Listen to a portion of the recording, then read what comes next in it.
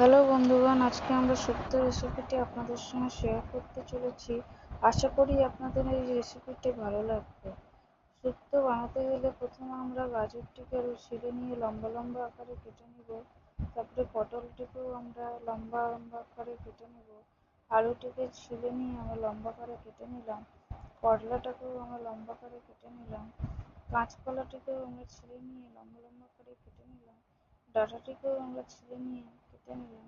সবজিগুলোকে আমরা জল দিয়ে ধুয়ে নিয়ে ভালো করে থালায় রেখে দিলাম। এরপর কড়াইটি গরম হলে তার মধ্যে তেল দিয়ে বড়িটি ভালো করে লাল করে ভেজে নিয়ে একটি বাটিতে তুলে নিয়ে রেখে দেব। এরপর সেই কড়াইয়ে একে একে করে সে ধোয়া সবজিগুলোকে লবণ ছিটিয়ে হালকা করে লাল করে ভেজে নিয়ে একটা পাত্রে বের করে নেব। এই সবজিগুলো ছাড়াও আরও অনেক ধরনের সবজি অ্যাড করে এই শুক্তোটি বানানো যায়।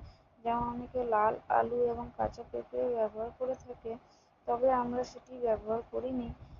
এইগুলো সবজি দিয়েই আমাদের শুক্তোটা বানিয়েছি। বিশেষ করে ভালোই লেগেছে খেতে, আশা করি আপনাদেরও ভালোই লাগবে। এরপর সে কড়াইয়ে আমরা গ্রেট করে নিলাম একটু আদা। এরপর একে একে করে আলুগুলোকে ছেড়ে নিয়ে একটু ভেজে নিয়ে তার মধ্যে ভাজা সবজিগুলোকে আমরা ছেড়ে দেবো। এরপর হালকা নাড়িয়ে চাড়িয়ে তার মধ্যে একটু ফাইন পেস্ট করে পোস্তটিকে আমরা দিয়ে দিব। এরপর সেটিকে হালকা লবণ ছিটিয়ে একটু নাড়িয়ে নেওয়ার পর তার মধ্যে দিয়ে একটু ফুটে যখন আসবে, তারও একটু ঘি 1 চামচ মতো আমরা দিয়ে দিব। এরপর সেটি চালাতে থাকবো এবং একটু পরে তার মধ্যে ভাজা বেগুনটিকেও আমরা ছেড়ে দিব।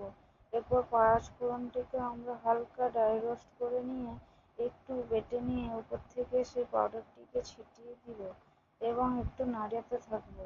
নাড়াতে নাড়াতে যখন একটু ঘন হয়ে আসবে, তার মধ্যে একটু কাঁচা দুধ মিলিয়ে দিয়ে একটু নাড়িয়ে দিব এবং তারপরে ভাজা বড়িটিকে উপর থেকে হাতে গুঁড়ো করে দিয়ে দিলাম।